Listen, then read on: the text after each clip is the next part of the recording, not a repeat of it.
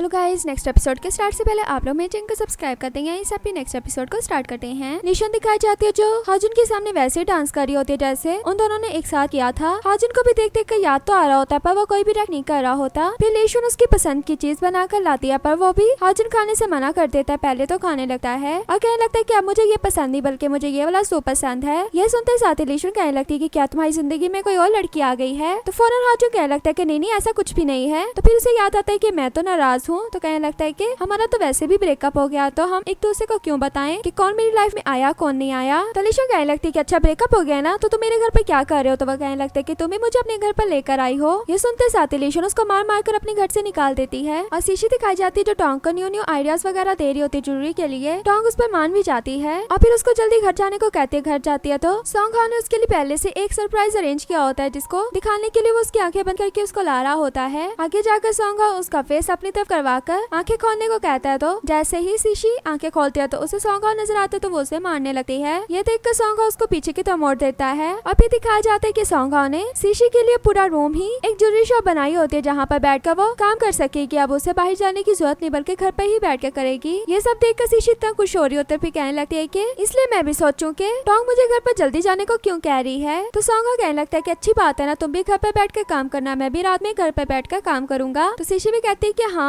ये तो अच्छी बात है और फिर सॉन्ग उसकी तरफ अपनी चिक कर देता है कि मुझे किस करो। जब शीशी उसको किस करती है तो सॉन्ग तो इसके बाद शीशी को उठाकर ही ले जाता है। और लीशुन दिखाई जाती है जो किंडरगार्टन से वापस तो आ रही होती है पर उसे हाजुन की याद आ रही होती है। उसे ये याद आ रहा होता है कि किस तरह वो उसका वेट कर रहा होता था और दोनों की लाइफ एक साथ कितनी अच्छी जा रही थी। यही सोच सोच कर लीशुन इतनी ज्यादा सैड हुई होती है। फिर उसको साइड से हाजुन कहने लगता है कि क्या हुआ, अब तो मैं तुम्हारे पास आ गया हूँ, वो सब तो मैंने ऐसे ही कह दिया था। और जब हाजुन लीशुन के फेस पर हाथ लगाता है तो तब पता लगता है कि वो तो सिर्फ इसका ख्याल ही देख रही थी, ऐसा असल में कुछ भी नहीं था। इतने में जैसे ही वो ऊपर की तरफ मुंह करती है तो उसका एक्स बॉयफ्रेंड से बात करने के लिए आया होता है। लीशुन तो उसे देखकर देखती रह जाती है। वो कहने लगता है कि आज मैं तुमसे बात करने के लिए आया बल्कि मैं तुम्हें सॉरी करने के लिए आया हूँ। तो वो उसके पास में बैठकर उससे बात करने लगता है। कहने लगता है कि जब मैंने तुमसे शादी करने का सोचा था तो मुझे अपना डेब्यू छोड़ना पड़ता था पर मुझे डेब्यू से ज्यादा कोई भी चीज इंपॉर्टेंट नहीं लगी, यहाँ तक कि शादी भी, इसलिए मैं उस टाइम पर तुम्हारे पास नहीं आया था। तो प्लीज सॉरी, मुझे माफ कर दो। और भी बातें कर रहा होता है तो लीशुन कहने लगती है कि वो पास था जो गुजर गया। ये कहकर जब वहाँ से जाने लगती है तो वो दोबारा से उसे पीछे से रोक लेता है और उसे वो बात भी बता देता है कि जो हाजुन ने उसे नहीं बताई थी कि मैं तुम्हारे बॉयफ्रेंड से मिलने के लिए गया था। लीशुन ये सुनकर कहने लगती है कि वो तुम्हारे पास क्या करने गया था, क्या बात की उसने तुमसे। तो वो उसे बताता है कि वो मुझे धमकी वगैरह देने गया था कि मैं तुमसे आकर माफी मांगू। तो मैं उस टाइम पर नहीं माना था, मैंने कहा था मैं माफी नहीं मांगूंगा और उसको सारी इस बात की रीजन बता दी थी। अब ये बात सुनकर लीशुन को सारी बातें याद आने लगती कि हाजुन ने किस तरह इससे आकर बात की थी। मैं तो तब उसका मतलब भी नहीं समझ पाई थी कि वो मेरे पास क्यों आया है। और फिर एक्स बॉयफ्रेंड कहने लगता है कि मैं तुमसे एक ही बात कहूंगा, मुझे लगता है कि वो तुमसे बहुत प्यार करता है, वो तुम्हारी बहुत ज्यादा केयर करता है। ये बातें सुनकर लीशुन भी वहाँ से जाने लगती है और वो भी वहाँ से चला जाता है। और घर पर हमें शीशी और सॉन्ग दिखाए जाते तो दोनों एक साथ बैठ के काम कर रहे होते हैं। सॉन्ग तो अपने काम से थक जाता है तो वो शीशी की तरफ आता है, उसे कहने लगता है कि चलो सोने के लिए चलते हैं। पर शीशी तो जाने के लिए तैयार नहीं होती और कहने लगती है कि मुझे बहुत काम है पर मुझे समझ नहीं आ रहा कि मैं यहाँ से क्या करूँ, मुझे कौन सा कलर रखना चाहिए। तो सॉन्ग भी उसे पकड़कर मोटिवेशन देने के लिए उसके फोरहेड पर किस करता है। इस किस के बातों शीशी को सच में एक आइडिया आ जाता है। वो उसी आइडिया पे बात करने लगती है तो सॉन्ग इन्हीं बातों में उसे किस करने के लिए आ ही रहा होता है तो वो अपना फेस दूसरी तरफ कर लेती है। अब ये देखने के बाद तो सॉन्ग चुप करके बैठ जाता है कि इधर मेरा काम नहीं बनेगा। अब ये दिखाया जाता है कि लीशुन किंडरगार्टन में होती है। वहाँ पर पहले तो उसका दिल नहीं लग रहा होता, ना ही वो सही से काम कर रही होती है, ना हाजुन होने की वजह से। तो फिर से उसके पास डायरेक्टर आता है। डायरेक्टर आकर उससे बात वगैरह करने लगता है कि किस तरह तुमने बच्चों को वेलकम वगैरह करना है और इस तरह बातें वगैरह इनकी चल ही रही होती है। इतने में लीशुन हमें पांडा बनी हुई दिखाई जाती है जो हर न्यू आने वाले बच्चे को एक फ्लावर दे रही होती है जिसे देखकर बच्चे बहुत ही खुश हो रहे होते हैं। इतने में लीशुन नोट करते हैं कि सामने वो कौन सा वाला पांडा खड़ा है और गार्ड से भी कहने लगते हैं पर गार्ड कहने लगता है कि यहाँ पर तो एक पांडा ने आना था तो ये दूसरा कहाँ से आ गया। तो लीशुन गार्ड से कहने लगती है कि इसे पकड़ो। जैसे ही वो उसे पकड़ने लगते हैं तो हाजुन लीशुन को धक्का देकर वहाँ से जाने लगता है क्योंकि ये दूसरा पांडा हाजुन था। अब लीशुन भी हार मानने वालों में से नहीं थी, वो भी उसके पीछे लग जाती है, उसको इतना मारी होती है कि उसके हाथ से एक एक करके फ्लावर भी गिरे होते हैं। पर लीशुन तो उसे मारने से रुक ही नहीं रही होती। लास्ट में तो उसके ऊपर बैठकर मारी होती है अपना पांडा मास्क उतार कर। हाजुन तो उसे पहचान जाता है, कहने लगता है कि लीशुन बस कर दो। तो फिर लीशुन भी उसे पहचान जाती तो जल्दी से उसके ऊपर से वो मास्क हटाती है। तो हाजुन भी उसको वही वाले फ्लावर्स देने लगता है, कहने लगता है कि हाफ तो तुमने मार मार कर गिरा दी है। तो लीशुन ये सुनते साथ ही जल्दी से हाजुन को हक कर लेती है और दोनों दिखाए जाते हैं जो एक साइड पे बैठे होते हैं, बातें वगैरह कर रहे होते हैं। हाजुन कहने लगता है कि जो उससे मैंने बात कही थी कि मैं सब किसी और के हाथ का पीता हूँ वो मैंने झूठ कहा था, तुम्हारी अलावा मेरी जिंदगी में कोई भी लड़की नहीं है और तुम्हें लगता है कि तुम्हारी जैसी क्यूट लड़की मुझे कहीं और मिल सकती है। अभी लीशवन भी उसे बता देती है कि मुझे पता लग गया है कि तुम मुझसे मिलने के लिए गए थे और तुमने मेरे लिए इतना सब कुछ किया था और तुम्हें पता है जब तुम मुझे इग्नोर कर रहे होते तो मुझे लगता था कि तुम हमेशा के लिए मुझसे दूर चले जाओगे क्योंकि मैं तो तुमसे प्यार करने लगी थी। ये बात सुनकर हाजुन कहने लगता है कि तुमने लास्ट में क्या कहा। तो लीशवन तो भूल जाती है कि मैंने लास्ट में क्या बोला था। तो हाजुन उसे कहने लगता है कि तुमने मुझसे कहा कि मैं तुमसे प्यार करती हूँ। तो लीशवन कहने लगती है कि हाँ मैं तुमसे प्यार करती हूँ, आई लव यू। ये सुनते ही जैसे हाजुन उसे किस करने लगता है तो लीशवन उसे रोकते हुए कहने लगती है कि अभी तो मैंने बात भी कंप्लीट नहीं की। पर हाजुन फिर भी नहीं रुकता, उसे किस कर लेता है और शिनतेन दिखाया जाता है जो लॉयर के पास आया होता है वो सॉन्ग का ही लॉयर होता है। उससे आकर पूछने लगता है कि क्या चैन चैन और शुआशा दोनों ट्विंस हैं। इस बात पर लॉयर कहने लगता है कि मैं आपको सॉन्ग हाउ के घर की पर्सनल इन्फॉर्मेशन नहीं दे सकता। तो शिनतेन भी ऐसे ही केस लगा देता है कि क्या सॉन्ग हाउ ने सीशी से शादी शुआशा की कस्टडी के लिए की है। इस पर तो लॉयर चुप हो जाता है, कहने लगता है कि मुझे एक मीटिंग में जाना है तो तुम्हारे पास कोई और बात नहीं है तो मैं यहाँ से जा रहा हूँ। उसके जाने के बाद शिनतेन सोचने लगता है कि लगता है मैंने बिल्कुल सही गेस किया या तो उसके क्लोज गेस किया है। और टोंग दिखाई जाती है जिसको सीशी के डिजाइन की वजह से लॉस हुआ होता है पर टोंग सीशी से फिर भी कुछ नहीं कहती। इतने में उनको एक न्यूज के बारे में पता लगता है कि सीशी ने जो एक ब्राउच शी चैन को बना कर दिया था उसके बारे में लोग जब पूछ रहे थे तो शी चैन ने बता दिया था कि मैंने ये कहाँ से बनवाया और यहाँ तक कि उसने इस कंपनी का नाम और सीशी का नाम भी लिखा था। पर वो टोंग को तंग करने के लिए कहने लगते हैं कि उसने तुम्हारा नाम लिखा पर सच में नहीं लिखा होता। तो टोंग गुस्सा नहीं होते और कहने लगते हैं कि तुम्हारे तो सभी दुश्मन दोस्त बन चुके हैं पर अपनी पहली वाली दोस्त को मत भूलना। तो सीशी कहने लगते हैं कि मैं तुम्हें कैसे भूल सकती हूँ। और शी चैन की वजह से उन्हें बहुत ज्यादा फायदा हुआ था। और फिर सीशी दिखाई जाती है जो शी चैन से वीडियो कॉल पर बात कर रही होती है, वो उससे उसी ब्राउच के बारे में बात कर रही होती है। तो शी चैन कहने लगती है कि वो ब्राउच तुमने मुझे बना कर दिया था वो मेरा लक था, इसी वजह से मैं फिर से एक अपनी ओपोनेंट टीम को हरा पाई हूँ। और साथ ही साथ उसे ये भी कहने लगती है कि तुम भी खाना बनाना सीख लो ताकि मैं जब आऊँ तो मुझे बना कर खिलाओ। तो सीशी कहने लगती है कि हाँ मैं सीख लूंगी। अभी इसके बाद सीशी के पास सॉन्ग हाउ आ जाता है। सॉन्ग हाउ उससे पहले कंपनी के बारे में बात वगैरह करता है फिर उसे कहने लगता है कि क्यों ना हम वेडिंग करें। तो सीशी कहने लगती है कि इसकी क्या जरूरत। वो कहने लगता है कि इसकी जरूरत क्यों नहीं है, आखिर ये मौका जिंदगी में एक बार मिलता है। और फिर वो उसको वेडिंग ड्रेस वगैरह दिखाने लगता है। तभी उसे याद आता है कि कुछ डेज के बाद ग्रैंडपा का बर्थडे भी है। पर वो बर्थडे तो बहुत सिंपल करते हैं, यहाँ तक कि जब पहले बर्थडे करते थे तो बस मुझे और चैन चैन को अपने साथ बिठा कर खाना खा लेते थे। तो सीशी कहने लगती है कि क्यों ना हम उनके लिए इस बार कुछ चला करें। और यहीं पर हमारा ये पार्ट भी एंड हो जाता है। वीडियो अच्छी लगे तो वीडियो को लाइक करना।